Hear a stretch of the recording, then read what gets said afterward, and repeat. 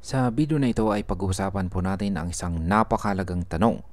At ang tanong na ito ay bakit hanggang ngayon ay hindi pa rin napapalitan si Swift? At bakit si Ripple kasama ang kanyang XRP ay hindi pa rin ganap na na-adapt ng global banking system? Marami ang nagsasabing handa na ang technology.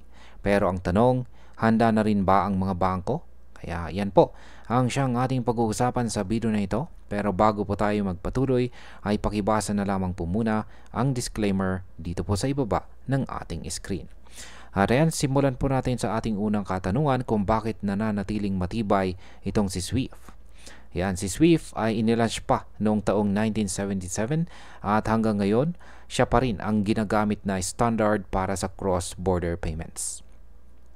Ang dahilan po dito ay hindi simpleng pagpili lamang ng mga bangko.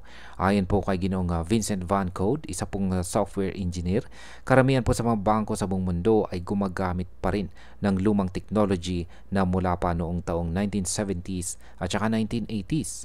Kaya ang market impact po nito ay ang pagiging universal ng Swift ay nagpapatatag ng kanyang posisyon. Dahil dito, mas mahirap para sa mga bagong technology tulad po ni Ripple na makapasok agad. Para sa market, ibig sabihin nito ay mas mabagal na adoption at mas mabagal na adoption po ng blockchain-based solutions na maaari pong magpabagal din sa pag-angat ng presyo ng XRP. Ngayon, ano po ang ginagamit na core systems ng mga bangko? Ayon po kay Ginong Van Code, karamihan sa mga malalaking bangko ay nakadepende pa rin po sa IBM ZOS mainframes at mga COBOL-based systems. Ito po ang lumang code na siyang bumubuo ng pinaka-core ng operasyon ng mga bangko. Kahit modernong tingnan ang kanilang mobile apps at digital banking platforms, ang katotohanan ay nakalayer lamang ito sa lumang infrastructure. Kaya sa market impact, dahil po sa sobrang luma ng mga sistema na ito, malaking hamon ang integration ng bagong blockchain networks. Kung matatagalan ang transition, maapektuhan din ang bilis ng pag-adapt ng crypto tulad ng XRP sa mainstream finance. Ngayon ay sino po ba ang kumukontrol sa US core banking system? Ayan, tatlong malalaking kumpanya ang may hawak meron pong hawak ng higit 70% ng US core banking systems. Ito po ay sina FIS, Fiserv at saka Jack Henry. Ang kanilang mga platforms ay kaya namang magproseso ng bilyong-bilyong transaction kada araw. Ngunit ang problema, mataas po ang maintenance cost, masyadong rigid at saka nakasara sa kanilang sariling ecosystem. Kaya sa market impact, ang pagkakaroon po ng concentrated control ay nagpapabagal sa pagbabago. Ibig sabihin, para kay Ripple, mas mahirap makakuha ng puwang or space dahil kailangang makipag-deal sa iilang higanting vendor bago po siya makapasok sa kanyang sistema. Ngayon bakit po hindi basta-basta mapapalitan ang mga core system? Yan, kung susubukan palitan ng mga bangko ang kanilang core systems, aabutin ito ng 5 hanggang 7 taon, 5 to 7 years, at mangangailangan po ng gastos na aabot sa daang-daang milyong dolyar. Napakalaki po ng risk at napakalaki rin ng oras na gugugulin. Kaya imbis na mag-rebuild mula sa simula, mas pinipili po ng mga bangko na magdagdag ng APIs, middleware at saka digital layers para manatiling gumagana ang lumang system habang gumagamit pa rin ng Swift. Kaya sa market impact, dahil dito ay mananatiling mabagal po ang pagbabago sa global payments. Para sa mga traders ng XRP, nangangahulugan ito na hindi pa agad natin makikita ang malaking adoption na matagal nang inaasahan ng karamihan. Ngayon ay ano po ba ang papel ng Swift sa cross-border payments? Ayan, ang Swift ay parang universal language ng mga bangko. Kahit magkaiba po ang system ng bawat institution, kayang mag-usap at magpadala po ng mensahe dahil sa iisang format na dala ni Swift. Bukod pa rito ay may mga enhancements tulad po ng Swift GPI na mas nagpapabilis ng proseso at nagbibigay po ng transparency sa mga bayad. Ngunit ayon po ulit kay Ginong Van Code, ang mga improvements na ito ay parang patches lamang sa isang system na halos 50 years old na.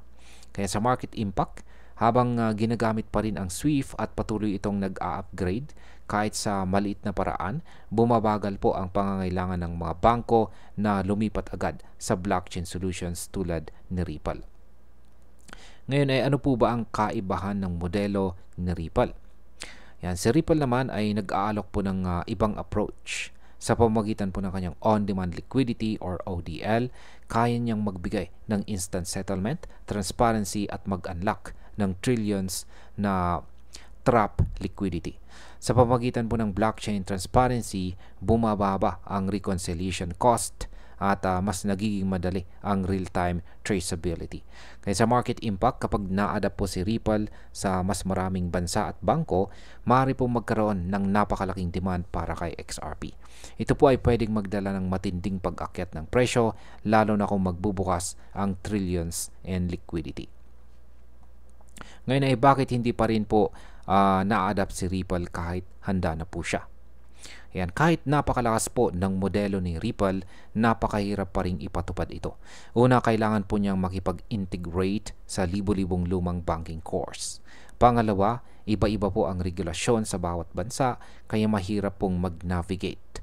Pangatlo, maraming bangko ang sobrang risk-averse at takot po sa malalaking pagbabago. Dagdag pa rito, kahit lumalago ang liquidity ng XRP, may stigma pa rin at may skepticism na kailangang lampasan. Kaya sa market impact, hanggat hindi po natatapos ang integration at hindi po natatanggal ang doubt or pagdududa ng mga bangko, mananatili pa ring mabagal ang paggalaw ng presyo ng XRP sa adoption-driven rally. Ano naman po ang nakikita sa hinaharap para kay Ripple at sa global finance? Yan, ayon po kay Ginong Van Code, ang pinakamalaking advantage ng SWIFT ay ang kanyang ubiquity o pagiging universal. Halos lahat ng bangko ay gumagamit na ng SWIFT, kaya napakahirap itong palitan agad. Para kay Ripple, mas magandang approach ang pagiging bridge technology kaysa sa pag-ambisyon na palitan agad si SWIFT. Sa ganitong paraan, pwede niyang ipakita ang kanyang resilience habang unti-unting nakukuha ang tiwala ng mga bangko. Sa market impact, kung magiging bridge itong si Ripple at makakapasok po sa global finance step by step, tataas ang posibilidad na makita po natin ang long-term adoption. Ito po ang magbibigay ng tunay na fuel para sa presyo ni XRP. Yan, bilang panghuli, ang totoo ay hindi problema ang technology. Handang-handa na si Ripple at ang kanyang XRP. Ang tunay po na hadlang ay ang luma at matigas na sistema ng mga bangko na ayaw pong basta sumugal sa malaking pagbabago. Para sa akin, tama po ang pananaw na magiging bridge muna si Ripple. Sa ganitong paraan ay mas makakapag-adjust ang mga bangko at mas madali nilang tatanggapin ang pagbabago. Kaya sa tingin ko, darating din ang panahon na si XRP ay magiging mahalagang bahagi ng global finance. Pero hindi ito mangyayari agad. Habang patuloy po ang paglago ng liquidity at regulasyon ni Ripple, makikita po natin ang unti-unting pagtaas ng adoption. At kapag dumating po ang araw na yan, posibleng maging turning point ito para sa presyo ng XRP na matagal nang hinihintay natin bilang mga traders at investors. At ayan, hanggang dito na lamang po tayo sa video na ito mga ka-crypto. Marami pong salamat sa panonood. Ingat po tayo lagi at God bless po sa ating lahat.